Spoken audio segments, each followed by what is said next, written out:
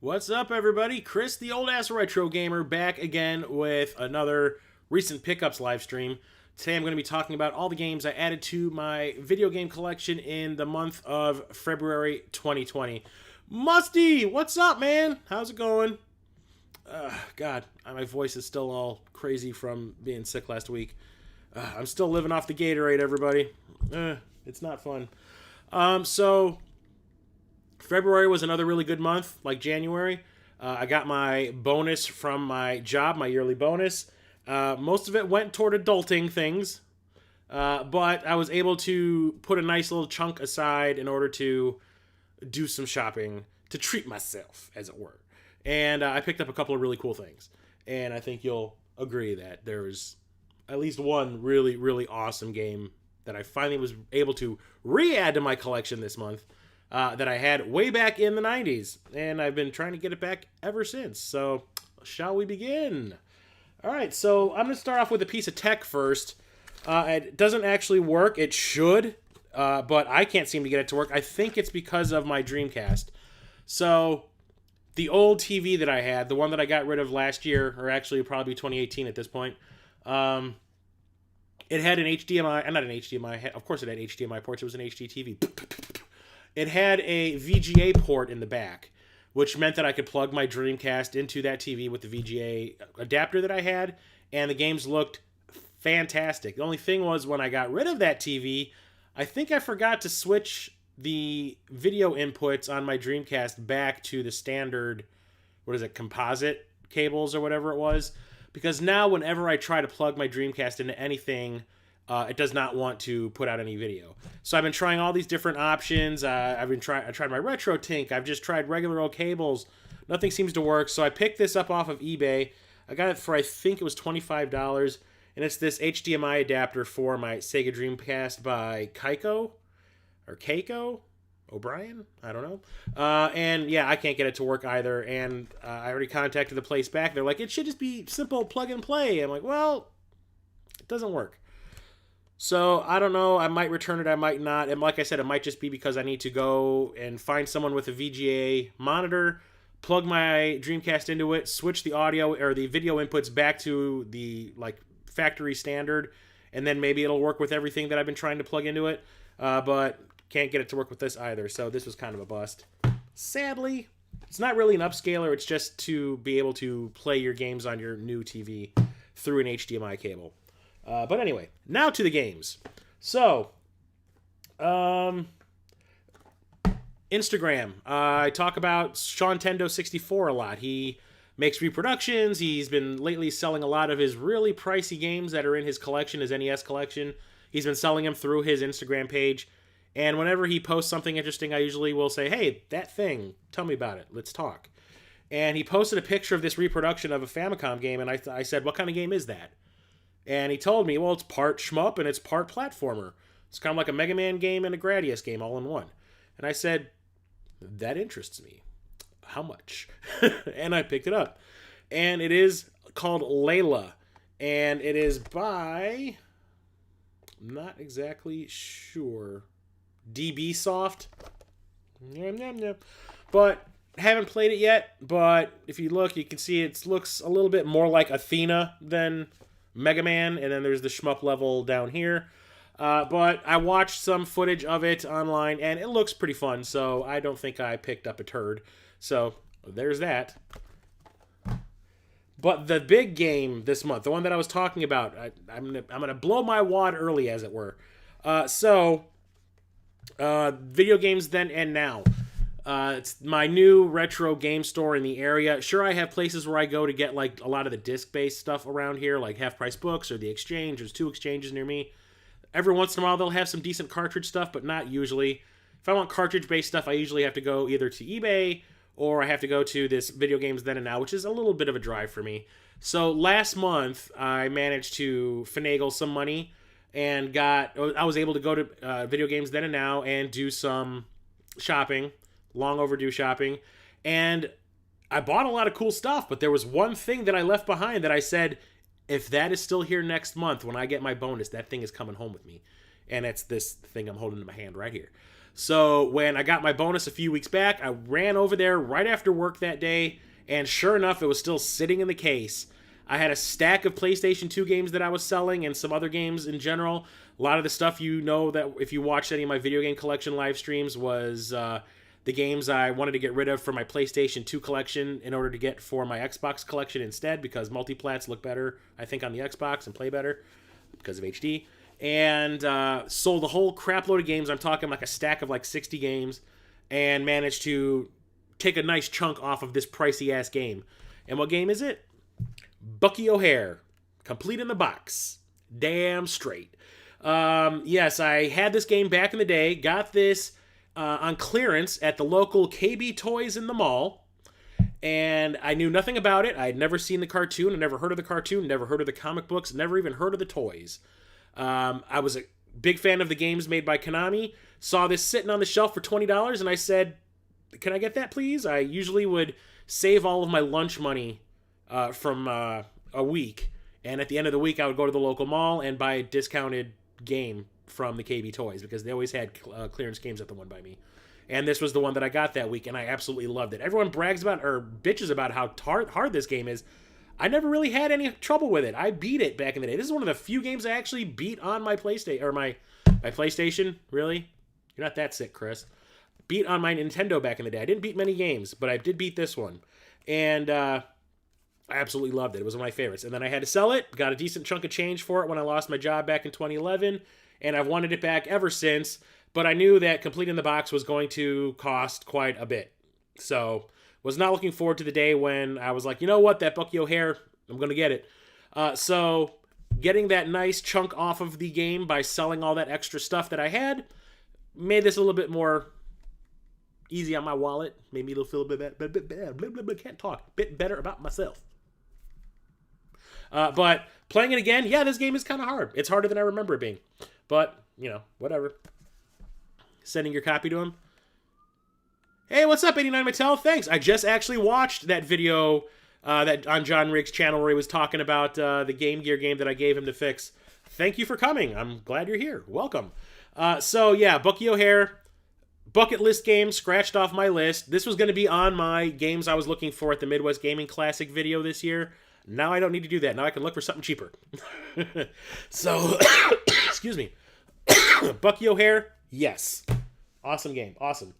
Also went to, with my bonus, also decided to go hit up the closest exchange to me, and they had a lot of really awesome stuff too, including a game by Treasure that I've been trying to get my hands on for the longest time, but I hear that it's actually been somewhat like altered from the Japanese version. I think it was made harder, and they deleted some stuff. I don't know if it was questionable or not, but whatever. Dynamite Heady. It's a platformer.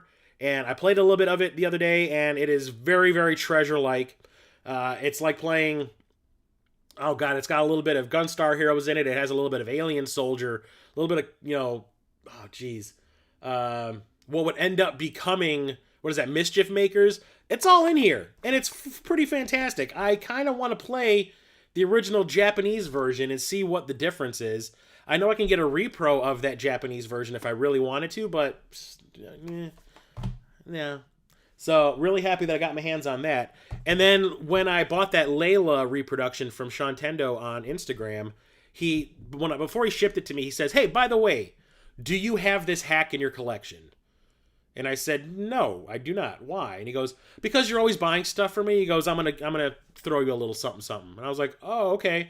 And it showed up, and he sent me a copy of Streets of Rage Simpsons Edition on the Genesis. It's a hack of Streets of Rage 2, that in place of the characters that you can select in that game, it puts the Simpsons characters from the Simpsons beat-em-up arcade game by Konami in it. And played this a little bit, and it's pretty fun. I mean, the hack isn't the greatest. Sometimes, like, the hitboxes are weird and stuff like that, but it was fun, and I love these hacks. I have one also for Streets of Rage 2 that features the characters from the Scott Pilgrim vs. the World beat-em-up from the PlayStation 3 inside of it, and I actually had to send it back to my buddy at Toy Stories Games, because when I was trying to play it after I played this, I was like, hey, I should probably play that Scott Pilgrim one also. It didn't work. It kept on shutting itself off, so I have to try the new version that he sent me out to see if that one works. But that's pretty awesome that Sean Tendo sent me this for free just because he's a cool guy. Which one is a colorful game? The Bucky O'Hare or the Dynamite Heady 89? Both of them are awesome, though. I will say that. Also took the opportunity to add an old Sega CD game to my collection that I had back in the day. There were not very many fighting games available on the Sega CD when I first owned it, except for, I want to say this was the only one at the time. Mortal Kombat hadn't come out yet. Neither had Eternal Champions. Heady? Yeah, Heady is pretty cool. I need to put more time into it. It is... I liked a lot. Well, I'm a big fan of Treasure, so I was going to get it eventually, but I'm glad that I did because now I'm going to be playing that probably all weekend. So the one fighting game I had before Mortal Kombat came out on the Sega CD was Brutal Paws of Fury. It's not the greatest game. This also came out, I think, on the Genesis and the Super Nintendo, but I always had the Sega CD version back in the day because upgrade.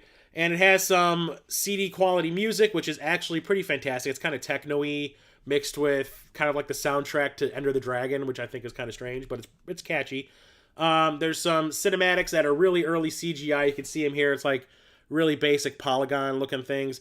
But there's also animated ones that introduce the characters, which are pretty cool. The characters are what make this game the best. Every character is like an anamorphized, or what's the word? Amorphized animal, or animal, like an animal that is like in human form. You got a rabbit, a bear, a cheetah, a lion. The bad guy is the Dalai Lama. Duh. It's okay. It's a decent fighting game. It could have been a hell of a lot better. But it's fun and it's nostalgic for me because, like I said, it was the first fighting game I bought for my Sega CD back in the day. And I've always wanted to put it back in my collection. And I was glad that I was able to do that.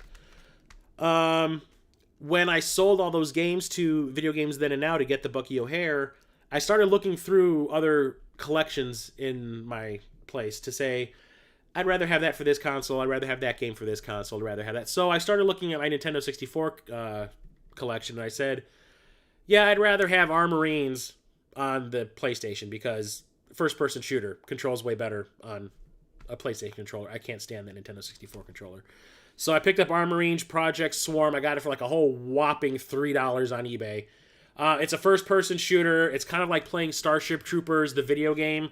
It's all about gigantic bugs being shot, blown up, splattered all over the place. Would you like to know more? If you get that joke, you're awesome. So yeah, I traded in my copy of this on the Nintendo 64 for the PlayStation 1 version. I also got rid of my copy of Forsaken 64 because I realized I own it for the PlayStation also. Don't need two copies of the same game. So while at Video Games Then and Now, when I got Bucky O'Hare, they had some new stock they had put out on the floor. So I said, let's do this. So if you remember in my PlayStation 2 collection video, I said, one of these days I'm going to have to look up that Fatal Fury Battle Archives Volume 1 because I own Volume 2 in my collection. I never see Volume 1 anywhere. I need to find that. And I found it.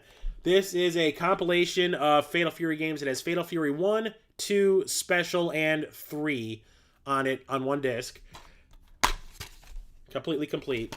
I love the Fatal Fury games. I love playing as Terry Bogard. I think he's one of my favorite characters from the SNK fighting universe, bar none.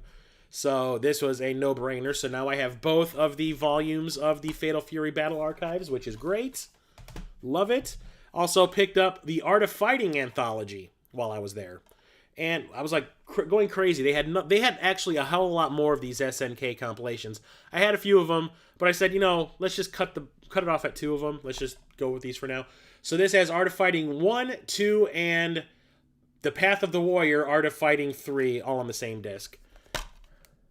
So I love Art of Fighting. Fun franchise, fighting games. Had to have that also. And I also picked this up. This was another one of the games that they had in their like pricey, like a glass display case. And I expected to pay like top dollar for this. But the thing that always surprises me about that Video Games Then and Now store is they don't seem to want to charge full price for what they have in their store. Most of the things, even I think I got Bucky O'Hare for a lower price than it goes for online, which is kind of cool. So I picked up a copy of Ghost in the Shell Standalone Complex. I have the one for the original PlayStation, which is fantastic. I had that game back in the day. Never had this one for the PlayStation 2. This one is based more on the television show. And I think it's a third-person beat-em-up, kind of like Oni. If you've played Oni on the PlayStation 2, it looks very similar, except lots of android girls' buttocks in tight pleather pants. And some boobage on the front. Anyway, yeah, I haven't had a chance to play it yet, but I hear people say that it's actually a pretty fun game, so I wanted to pick it up. Plus, I'm a fan of the franchise, so why not? While I was there, I also picked this up. I don't know why. I was thinking, oh, I have the one for the PlayStation 2, and it's pretty fun. Maybe all the other games in this series are great, too. So I picked up Kim Possible 2, Draken's Demise on the Game Boy Advance. You know, Metal Jesus always talks about the Kim Possible game on the PlayStation 2. And you know what? He's absolutely right. That game, although it's based on a Disney cartoon I've never heard of, never watched, never even entered my brain to be interested in wanting to see what it's all about, the game is actually really fun. So I figured, hey, this should be pretty fun too. It's okay. It's not the greatest thing ever. The PlayStation 2 version is better. Although I think I will go out of my way and try to find the first game. Maybe I'll look for it at the Midwest Gaming Classic this year. See what's up. Get the whole Kim Possible experience. Also, while I was there, picked up a few PSP games. I had not bought any PSP games in the longest time. And the last 2 months, going to Video Games Then and Now, the guy just keeps putting out new stock every time I go, so I keep on finding new things I don't have in my collection that I've always wanted. One of which is Valkyria Chronicles 2.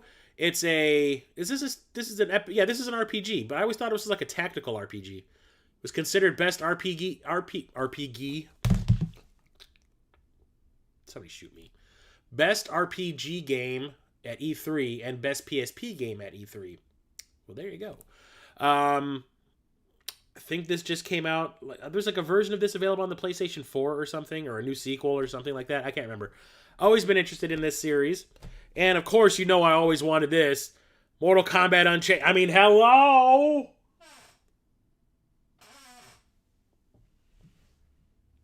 Always adding new games to my Mortal Kombat collection. I had this one back in the day when I first had a PSP, and I loved it. It is Mortal Kombat Armageddon, I think. But kind of dumbed down a little bit. Some of the modes have been removed. Some characters have been removed. Yeah, you don't have like 5 million characters to choose from in this one. I can't remember if this is either Deception. I think this one is Armageddon. Okay, yeah. But yeah, it's just a dumbed down version of the console Armageddon game. I couldn't remember if that was Deception or if it was... I think this one is actually Armageddon. Yeah. Deadly Alliance. Yeah, Deadly Alliance is pretty cool, even though I'm not a big fan of the fatalities in that one. Okay, so... Alright. If you've watched any of my live streams for my video game collection stuff every week, I've been talking a lot about how when I was doing my PlayStation 2 videos, how as I was going through my collection, I was like, yeah, I'd rather have this on the Xbox. I'd rather have this on the Xbox. You're about to see how that played out. So a lot of those games that I told you I sold in order to get Bucky O'Hare on the Nintendo, I got the Xbox versions of those games back in my collection. So I didn't really lose anything. I gained Xbox games. So now my PlayStation 2 collection has shrunk considerably, and my Xbox collection has grown considerably. Yep. Thanks, video game collection live streams. So Terminator 3, The Redemption. This is probably the best Terminator game, or one of the best Terminator games to ever be released. Haven't played the new one yet. Can't comment. That's the next game I play after I beat SpiderMan on the PS4. But yeah, this one is a response to everyone saying that the Terminator 3 game that came out and coincided with the release of the film was okay, but not. It should have been a hell of a lot better. Well, they were like, well, you know what? Challenge accepted. And they basically remade the game completely from the ground up, and it's a hell of a lot better game. Totally fun. I love this one a lot. And I had this for the Xbox back in the day, and I'm so glad to have it back in my collection. I'm going to definitely be playing through that again. I always loved that one. Don't get me wrong, the original Rise of the Machines game is actually not too bad. Just this one is a hell of a lot better. Also completed the little Baldur's Gate collection that I had, because I have Dark Alliance 2, so I needed to get a copy of Dark Alliance 1. And I always assumed that this was a really expensive game again, because it was when I got back into collecting, especially the second game. But got this for like $10. Can't complain. What's up, Solid Nate? How's it going? Oh shit, there's still packing peanuts in here and stuff. Aw, whoever I bought this from on eBay said thank you. You're welcome. I also said that in the Xbox collection video that I was doing, or the videos that I was doing, that out of all the games that were available in this series on the Xbox, there was exclusives that you could only get at Blockbuster. I was only missing the one. Go to the exchange, and there it is smacking me in my face. So I picked up Outlaw Golf, Holiday Golf. Now I have every single Outlaw Golf game and add-on available. Yay me. I got this for a whopping $1. Doesn't have the manual, but does it really matter? Does it? Also said that, hey, I have the second game in the series when I was doing the Xbox collection videos. I need to get the first game. Well, they had it at the exchange also, so I picked up The Suffering. Horror game, third person. I played this briefly back in the day, but I never completed it. And now I can, because now I have both games on the same console. It's going to happen. Looks pretty awesome. Also picked up this Double Team. I think I had one of these back in the day, but I can't be sure. But there's a spin-off also, like an add-on. Oh, no, it is a complete sequel. Okay. Well, Far Cry Instincts, I think the first Far Cry game, and then there is like the pseudo-sequel, Far Cry Instincts Evolution. First-person shooters, a lot of hand-to-hand combat also, but why not? I love first-person shooters. Let's do it. Let's do it. Also picked up, I said I needed this. I think I said I had, during the Xbox collection video, I said I wanted to get this one that I have for the PlayStation 2. It's the only, I think, Star Wars game I was still missing for the Xbox. And that's Star Wars Jedi Starfighter. I have the special edition of the original Starfighter on the Xbox, and I think this makes the final Star Wars game that I needed on the Xbox. No, I take that back. I think I still need Bounty Hunter. Spoke too soon. Outlaw Golf, yeah. Also, Musty Hobbit. Musty came out of like YouTube retirement ever so briefly. I hope it continues. To do a review of this game, and it reminded me that I needed to have it in my collection. I've been in the past I had looked for it, but it was always way too expensive. So I always said, Bounty Hunter wasn't on Xbox? Then poo-poo on that idea. I am done with the Xbox Star Wars games. Ha-ha! Thank you. But anyway, Musty reminded me that, hey, I should start looking for that game again. And when I got my bonus from work, I was like, now's the time. So I picked up a copy of Cyanide. It's a twin-stick shooter that's freaking psychotic. And it looks amazing. I have not really played a whole lot of it yet, but the storyline looks absolutely crazy and insane. And the graphics are awesome. I cannot wait to actually sit down and play through this. You will continue. Yes. Thumbs up. My toes are giving you a thumbs up too, but you can't see them. Also picked up while I was at the exchange. I did not even know that this game existed. And then when I saw exactly what kind of game it was, I said it needs to be in my life. Judge Dredd, Dredd versus Death. So at first glance, I'm looking at it. I'm like, is this like an on-rails shooter or something? And then the more I looked at it, I'm like, no. It's a Judge Dredd first-person shooter.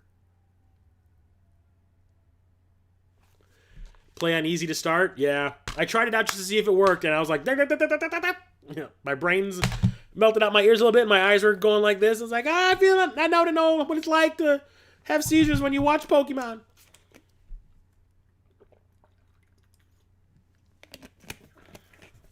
But anyway, Judge Dredd.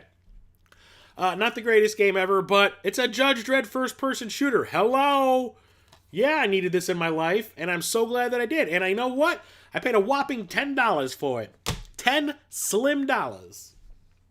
While I was at Video Games Then and Now, I also picked up Murakumo Renegade Mech Pursuit. I'm sitting there going like, this looks so similar to, Metal Wolf Assault or whatever it is, that From Software made that never got released in the US on the Xbox. It was like a Japan exclusive. And then I look at the back and it says, oh snap, From Software, son. So I don't know if this is a follow-up, a spin-off, a sequel. I don't know. But it's freaking crazy. It's a giant mech game on the Xbox. Had to have it. and it's from software. So yeah. Also picked up a copy of Burnout because I had this on the PlayStation 2 and I wanted to get it on the Xbox. And now I have the first 3 Burnout games on the original Xbox. I'm good. This one is probably the worst out of them all. No crash mode. Boo. Now we're moving on to the Xbox 360, which is another console I have not been buying a lot of games for recently, but because of this whole going through my collection and like picking out the things I don't want anymore for one console, and like I've been talking about, well, going through my Xbox collection, find out that certain games that I have in my Xbox collection, my OG, well, no, I got the hiccups. Damn. Going through my OG Xbox collection, finding out that certain games that I have there are available on the Xbox 360 in HD. So I was like, time to start trading some of those puppies in too. So let's see, what do I got here? No. So I showed off this in my Xbox video game collection live stream, and I traded in my copy of Gun on the original Xbox for the 360 version. I absolutely love this game. It's by Neversoft, people who do the Tony Hawk Pro Skater games. It's a Western. You play as Thomas Jane, and it's like a really cool like Western revenge game. It's awesome. A lot of horse riding, a lot of gunplay. I really, really love it, and now I can't wait to play it in HD on my Xbox 360 once I get one that actually works properly and doesn't feel like the discs I threw onto the surface of the moon. Or sorry, the surface of the sun. Also got a copy of Burnout Revenge, probably my favorite game in the series. I had this on the PlayStation 2, and then I was like, wait a minute, this is on the 360? I'm like, shit, no, it's going to happen. I'm getting it for that console. So, yeah, more awesome Burnout awesomeness. I said awesome twice in a row. Not ashamed. This one I am ashamed because showed it off in the PlayStation 2 video games collection stream, and I said, oh, shit, I would rather have this on the Xbox. Bought it for the Xbox, got rid of my PlayStation 2 version. Then in the Xbox video game collection stream, I said, I just realized that this is available on the PlayStation 3 and the Xbox 360. So I'm getting rid of it again to get another version of Peter Jackson's King Kong. I bought this game 3 times. I'm dumb. The game is about 4 hours long. Why am I doing this to myself? Why not? But it is actually a very fun game. I liked it a lot. I rented it from Blockbuster back in the day, fell in love with it, beat it overnight, like played it through it in one sitting, and I really enjoyed it. I did not buy it back in the day, and the only time I actually did buy it was when I got back into collecting. It was probably one of the first games I bought in 2013 when I got back into collecting. I got this for, well, I got the PlayStation 2 version for a whole $1 at Half Price Books, so why not? But 2 versions later, and I finally got the version that's going to stay in my collection. No more. Done with ya.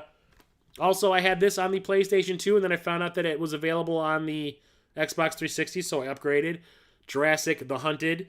It's a first-person shooter where you hunt dinosaurs. Why not? This is also an upgrade.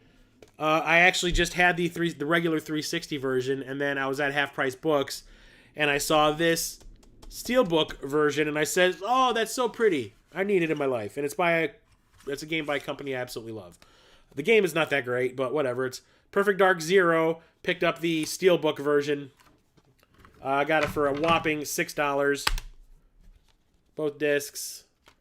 What is one of them? Bonus DVD with extra content and stuff. All the manuals and everything. And the slipcase. It's awesome. It's got a real awesome cover. I love it. I love it.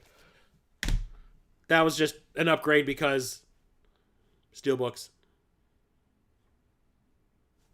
Anyway. Also picked up XMen 3, the official game.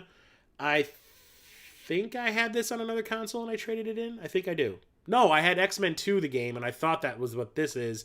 Turns out this is a completely different thing. But yeah, X-Men 3, the video game. It's a 3D beat-em-up platformer type game. It's alright. Could be worse. Could like this. Back when I went to visit my brother in LA a few years ago, I went to Game Dude and I picked this up on the original Xbox. And then the moment I got home, I found out that there was a 360 version, so I got rid of it the moment I got home. I sold it to the Half Price Books by my work. The thing was, when I bought this at Game Dude, the guy laughed at me for buying it. He was just like, are you serious? I was like, because you have to ask the people that work there for the games off the shelves. You can't touch any of the games. It's like, yeah, can I have that one right there? And the guy looked at me and goes, seriously? And I said, yeah. And he goes, okay. That's Superman Returns. I don't know why I like Superman video games, even though most of them are garbage. So this one's based off of a pretty boring movie, if you ask me. So could be good, could be bad. I never played the one on the Xbox that I bought. I got rid of it before I had a chance to play it. But graphically, it should be better, right? We'll see. Maybe I'll stream it. PDO. Oh, Perfect Dark Zero. I thought it was okay. I didn't think it was, like, great. I actually kind of like the Nintendo 64 version better, even though I don't like the Nintendo 64. But let's keep that superhero-ness going. I did not realize that this was a game. I did not realize this movie got a game. But The Incredible Hulk, the Edward Norton movie, got a video game adaptation. That Superman isn't horrible. No, the one that I think is the worst is that Shadow of Apocalypse. That one is like bargain basement gunk. No thank you. But this is the GameStop exclusive. It comes with the Red Hulk playable character included. I had no idea this existed. So it's a beat 'em up where you play as the Hulk. Why not? Sounds awesome to me. Let's do it. I like all the other early Marvel games that they released, like Thor and Iron Man and Captain America. Captain America especially was pretty cool. So why not? And let's keep that superhero-ness going with Spider-Man Shattered Dimensions. I remember reading about this when it first came out, and I was kind of like, oh, that sounds kind of neat. Never ended up playing it, but it's another Spider-Man game. You got 4 different versions of Spider-Man you can play as. You got the 2099 futuristic one, the Amazing Spider-Man, the Noir Spider-Man, which does not sound like Nicolas Cage, and the Ultimate Spider-Man, which looks pretty cool. He looks kind of venomy. Whatever. So, yeah, why not? They had another one there called, like, Web of Shadows. I might go back and get it if they still have it, so I can get all the Spider-Man games on the generation. We'll try that out. And then these I also picked up online because why not? Everyone's been streaming this lately. I think Musty streamed this a few months back. And then Sir HC Man was streaming this on Twitch not too long ago, like less than a month ago, maybe like 2-3 weeks ago. And I was like, I always remembered that game looking pretty cool, so why not? I picked up Tornado Outbreak. It's like Katamari Damacy, but instead of rolling up buildings and items and all that to make this big ball, you are a tornado, and you are like sucking things into your tornado, and your tornado will get bigger and bigger and bigger, and you can destroy bigger and bigger things. Looked pretty cool. I watched a little bit of Musty stream it. I watched a little bit of Sir HC Man stream it. So when I was watching Sir HC Man stream this the last time, I actually went searching for a copy of it, and it took me buying this twice on eBay to get this in my collection. The first time I bought it, I got a real cheap copy of it off of eBay, and about a week and a half went by and the guy still hadn't shipped it. So I sent him a message, and I'm like, you planning on shipping this anytime soon? And like 15 minutes after I sent that email, I got a refund. And I was like, oh, okay, I guess that's not for sale anymore. Whatever. And then I found another copy and bought it and got this within a space of a week. So pretty cool game. And I also picked these up because I want to finish off the collection. Call of Duty 2. This is the 2005 Game of the Year edition. I think it just has some extra multiplayer maps and an extra DVD. Yeah. Extra DVD that is now on the floor. I'll get you later, mofo. You son of a bitch. But yeah, this is when they were still doing the Call of Duty games that were World War II games. And I also picked up the gold edition of Call of Duty 3. And this one has extra multiplayer maps built into it. That's the only difference between this and the standard version. Call of Duty was pretty good back in the day. I still think it's pretty decent. I don't hate it like everybody does, but whatever. Call of Duty 2. I've only played Call of Duty 1 when it comes to the World War II ones from back in the day. So now that I have all of them, I'm going to play through them all in a row because I love me my first-person shooters. All right, so moving on. Went to visit my mother in the burbs, and we went to a Target, and I don't remember why. I really don't. Oh, we went looking for a gift certificate for someone's birthday. And while I was there, I was like, I'm going to go check out the discount games or the clearance games that they have out. So I picked up a copy of Borderlands, the Handsome Collection on the Xbox One. There's also, this one has the pre-sequel and Borderlands 2 in it, plus all the DLC. I had this for the PlayStation 4, never opened it, so I sold it because I would rather just have these on the Xbox One. I don't know why. I'm trying to get like all these weird franchises that I've always missed on the Xbox One. Gives me an excuse to use my Xbox One. How about that? There's also a remaster of the original Borderlands, which I need to get now, and then Borderlands 3, and I'll have the whole collection. So, yeah, there's that. Also picked this one up at Target just this week on, I think it was Tuesday when I went there. This game just came out, and they had a sign up that was like, game is normally $39.99 on sale for $29.99, and it was the last copy that they had in store, and I said, give it to me. And then I get up to the register, and it still rang up for $39.99, and it turned into this big ordeal. The guy up front wouldn't let me show him where I got it from, where the tag was. The guy that was working in electronics that actually got this game for me out of the case lied about it, said, nope, doesn't say anything about it being discounted. I'm like, do you really want me to go back there and grab that tag? Because if I come back up here with that tag, there's going to be hell to pay. And the guy goes, just give it to him for $29.99. Just do it. So the guy discounted it for me. I was just like, am I that imposing? Am I really? Because I don't think so. But I'm talking Dreams. Jason of Corpse Flood Gaming and I started talking about this about a month ago. He sent me a link to it and says, you might want to check this game out, see what it's all about. And it's like a video game creation video game. It's like Pro Tools for creating your own video games. I've seen some stuff people have done in here. They've recreated that, what's that world, that samurai game that's been delayed like 3 times already, Shadow of something. Some guy recreated the entire opening cinema in this game. It's crazy the things you can do, and you can make any genre you like: first-person shooter, racer, shmup, adventure game, whatever. And yeah, that really appeals to me. So on the new podcast that I'm doing with Jason from Corpse Flood Gaming, the Super Enabler Brothers show. Go check that out on his channel if you haven't already. We're talking about each of us creating a game in here and then sending it to the other person to play and review in a following episode of the podcast. So, really excited to dig into this. Maybe this weekend I'll give it a shot. Picked up a limited run game, not from Limited Run Games. I got this at, of all places, Video Games Then and Now. Somebody actually sold them a stack of limited run games. Most of them I had. This one is one that I decided to skip for whatever reason, and I got it for $20, so I couldn't complain. It's Gunhouse. I think it's just a run and gun. And I remember somebody saying online somewhere that this was actually pretty fun, so when I saw it there for $20, I said, sure, why not? Give it to me. No card, no nothing, but I got the manual, which is pretty neat. So yeah, that. And the last game that I have this month is something that Jason of Corpse Flood Gaming and I have been looking forward to a lot. We're both big fans of this franchise. The Yakuza Remastered Collection. So we've been getting remasters of all the Yakuza games lately. We got Yakuza Kiwami 1 and 2, which are remasters of the first 2 games in the series. And then there's the PlayStation 3 versions of Yakuza 3, Yakuza 4, and Dead Souls, which is just a standard beat 'em up, like with zombies and stuff. We never got Yakuza 5 over here. It stayed in a Japanese exclusive. So I thought they were just going to keep on making these, or Sega was just going to keep making these Kiwami releases. They decided to just throw the remaster of 3, 4, and the never released over here Part 5 on one compilation for everybody. And it was pretty cheap. I think this was like a standard game. It was like $59.99.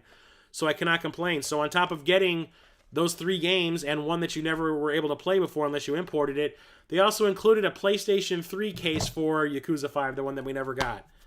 That's pretty awesome. This is never coming out of this big box here, but that's kind of neat that they did that just to say, sorry, we made a mistake. But that's pretty neat. And now I can finally sit down and play through Yakuza 0 through 6 and then 7 whenever that decides to come out. So awesome. Super fan about that, or super jazzed about that.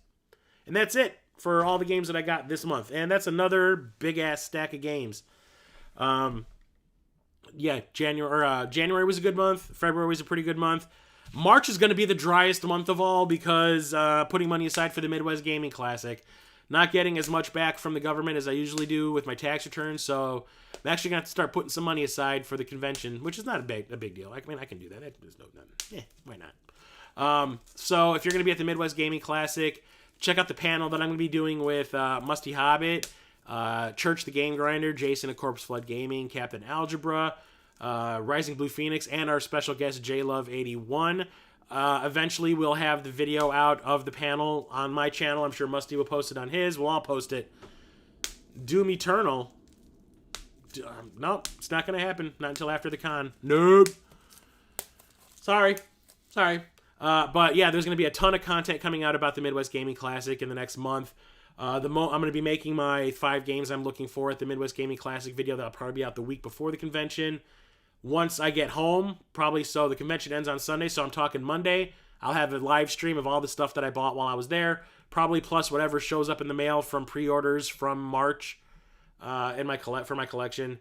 Also got my top 10 NES game response video from Captain Algebra. Also have my Diamonds in the Rough license games coming out. I'm actually going to start working on the Nintendo one this weekend. And my Retron 77 reviews, finally, I'm actually going to go through with it and put it together, even though it's probably supremely outdated. And getting back into streaming. I got a new laptop now, and I can stream on Twitch all over again. It's going to be great. Trying to set it all up. I haven't really had a lot of time to do it because I'm doing a lot of writing, as well as prepping for all this other stuff. I got 2 podcasts I do now, so free time is kind of at a premium at the moment. So come back. Plenty of content coming up this month in March, and I hope you enjoy it. So until next time, I'm Chris, the old ass retro gamer, signing off. Have a great night, everybody.